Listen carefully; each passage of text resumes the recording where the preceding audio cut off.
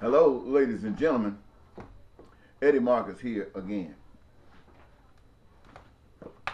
You know, as a spokesman and advocate of basic human rights for all people, and for an extended period of time, an effort being made to see beauty in society. It's like painting a portrait, and as you paint, it seems beautiful as you're going, but regardless of how far you've gone, there seems to be beauty still missing. And so you want to reach out to find that extra beauty that seems to be hidden, that something within you is just reaching out for and appears to be unsatisfied and unsettled until it is acquired. I have said so many things in respect to that, in reference to the citizens, my brothers and sisters, the people that we all are about. And I've cursed, having spent a lot of time trying to stroke, and that's everybody, blacks, whites, secular, church, anything. And I haven't really offered any apology for it, nor do I at this time. At least not in the sense that we think apologies are to be made. And I've done that because of what I've been given to say, what I've been given to understand, and what the wonderful prize is. And sometimes, yet, I think about it for those of you who don't like dogs. There are some people that love dogs so much, when other people who don't like dogs see them, they think it's a disgrace before God. I mean, they really do. But to those people who begin to kind of understand and maybe not so prejudiced against dogs, when they see other people who got dogs and those dogs seem to be loved so much, it touches these people. And as they see it, it makes them want to be more receptive to an experience with dogs in such a degree that perhaps they could, give out some of this love and maybe understand it coming back. We look at the human race and we say we're made up of both of these groups. In Mississippi, or should I say the South, people, they like dogs. I mean, a lot of people love dogs. But a lot of people think dogs belong outside, not in the house. And as far as a dog being in people's house in the kitchen in the South, that's just unheard of. Where in other places in the North, and maybe some places in the South, hey, these guys got more liberty than people.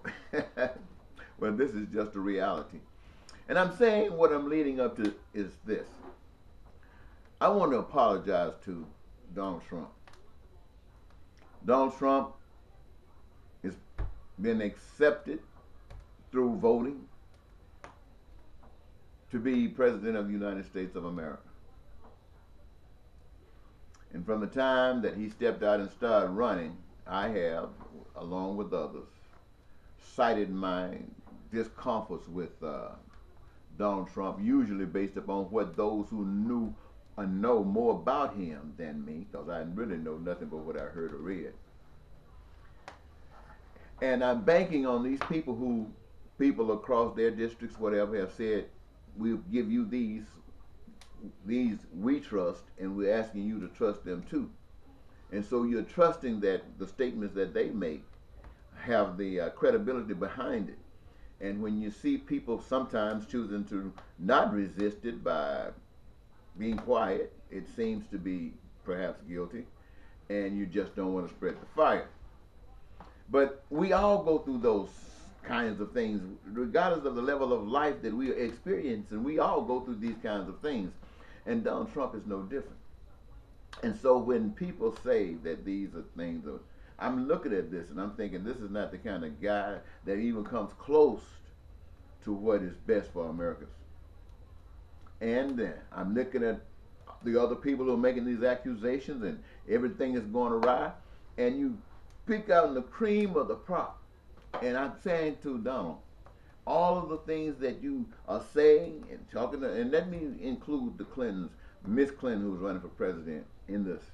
And I'm saying to her, all of it, But I'm talking because I understand that they don't understand, or if they do understand, they don't have enough compassion to care.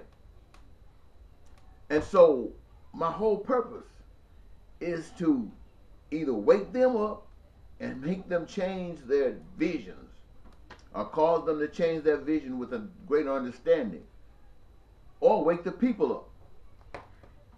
And so I've attacked the President of the United States. And the reason I really want to apologize is, like I was talking about those puppies and those dogs, how you can be drawn to them. I've seen some scenes on TV, social media as well, of Donald Trump's son when he was being in the inauguration and several other places. And, you know, he's just quiet, especially in the pictures. I haven't really seen too much video. And as I see him, he reminds me of Donald Trump as a young kid. And I'm thinking about this kid, Donald Trump's son. He is a young man who have come into this world as a baby. He's more than many. He's blessed to have at his disposal access to those prime things that people hold so dear in life, whereas so many others, no way. And I'm watching and thinking about this kid as he grows up, and I'm looking at his dad and what his dad is based upon what people are saying, and associating that with others throughout the world who have traveled the same path. And I'm thinking that this kid doesn't know any of these things, but he's being trained. He's learning to the same way that Donald Trump, as a kid, learned from his dad. And I'm saying, you know, what can we say? We really can't down Donald Trump no more than we can down his dad, nor can we down this kid who's going to be just like Donald Trump if we don't recognize that there is a problem and understand what to do about those problems. And so I've called on Donald Trump, and I say, I apologize for the way I had to go in trying to awake people into the mess that they were getting themselves into with you as president. I apologize for that.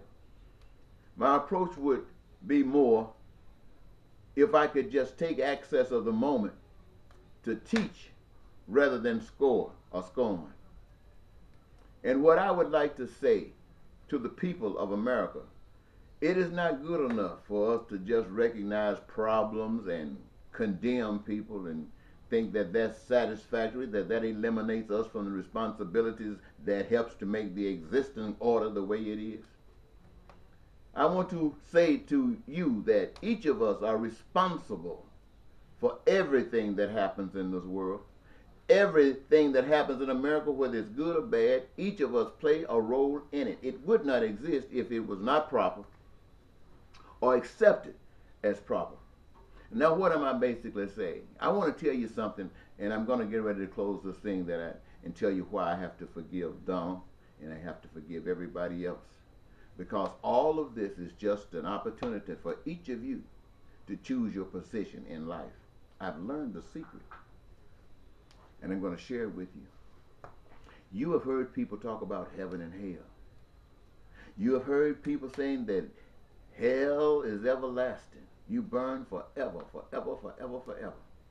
You have heard people say that heaven is everlasting. You just live forever in heavenly. Okay. Now, what does that really mean? That means this, that you can either be in a state of heaven, or you can be in a state of hell, or any of that other stuff in between. It is your choice where you are. You might not know it, but it is your choice. the way things are, the way away from heavenliness, begins with deception. It begins in people finding a reason to separate themselves and take advantage of the moment. And it becomes a teaching mechanism in the daily ins and outs of life.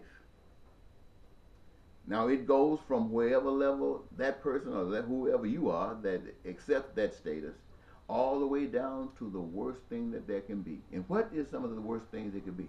Some of the worst things can be is when you're trying to exercise your belief, your guide, your mind, to the extent that you're willing to annihilate people beyond measure, just so you can have your idea. Now that's when you're at the rock bottom. Now what goes the other way is when you become aware the importance in what life truly is about. Now see, when you become this, when these things become real in your life, then things change in your life. You know, you might have to go through the same old persecutions, but the persecutions of yesterday are not the persecutions of the day. Because now you are in a state of consciousness, a state of truth that you don't understand. It's just there. That gives you whatever is required to fulfill you in such a passionate way that no one, even you, don't understand, but you accept it just the same. And as you go up. Now, let me just make it fast. Let's go to the state of heavenliness. We say heavenliness is, well, everything is beautiful. All the things that you desire being met. There's no pain. There's no suffering. There's peace, prosperity, and joy. Now, everything is just wonderful. Now, let's look at this. Now, that is a state of consciousness that says that everybody's entitled to this. Why? Because it was made that way, and everybody requires it. So, there it is. And as they walk through life, that's the mindset. Now, things might happen in life, wherever they might be, that would cause other nations, cause other people to sway away from that and fall in one of the levels in between, all the way down to that hell level. These are choices people make. But if you maintain that heavenly level, you might end up being killed for that heavenly thought, for that heavenly expression, for that heavenly example that you're given. You might get killed for that. But then that's the greatest joy. You have the greatest reward. You've gone, you've been educated, you've passed the test. Now they didn't get you. You walked according. What does that say? That say you're ready to graduate. And they graduate you too. But it doesn't, the way we understand that graduation to be is something that we won't want to ever happen to us. But the way that graduation is, it's an exciting thing that this one receives. And wherever you go, let's say life, just for an example, let's say life is someplace else, in another dimension, whatever, and you go there. It's the same thing that's required to have heaven there. And if that's what you are, that's where you will experience heaven at. But you got to maintain it, and you will maintain it. Why? Because that's where you are. If you decide, for one other reason, for somebody anything to take you off the track of being loved, then you begin to fall under the level. And all the things that exist because there's no love. Anyway, I hope you got something out of that, Donald. When I see you and I think about how the world was given, all of us given together, and how wonderful it must have been for the power and whatever factions were there necessary to put this together. How wonderful it must have been. And I think about the levels of humanity and where we've come to today, and I cringe. I cringe because people don't know. They just don't know. And life is built on them not knowing. Anyway, Eddie Marcus once again, and I hope you can get out of this. I'm not going to leave. I'm going to leave it to God got this. Until next time, bye-bye.